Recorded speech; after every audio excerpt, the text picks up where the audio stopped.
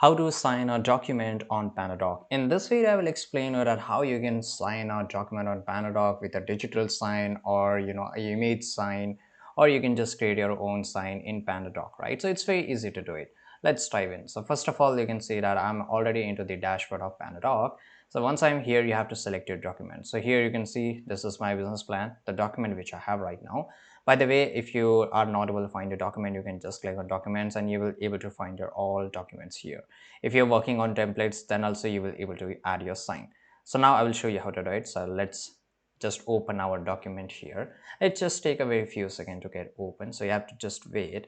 And once it get open, you can see on the right side there's a lot of option features to customize our file, document, PDF. And here, for example, I just want to add my sign here at the bottom, right? So I will just take my mouse here, I will just press the enter, and I just want to add it here. So if you want to add a sign, you can see on the right side there is an option of signature. So just tap on it. Once you tap on it, you will get a box here. If you want to just move it somewhere else, for example, I just want to move it here, I can just move it, right?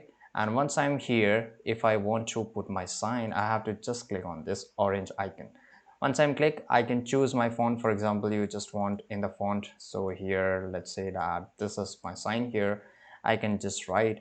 Or if I just want to add my digital original sign, so I can just write here, right?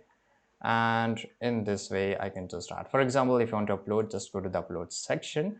You can choose a file, or you can drag and drop your image if you want to upload a sign of your image, right? Image of your sign. And once I'm here, once everything is done, for example, I like this one, I can change the color. The black looks perfect for it, and I will just click on accept and sign. And you can see the sign has been added, and I can just move the sign wherever I want. If I want to copy, I can just copy it and paste it here on a different page according to your requirements. So I hope you found this video very useful.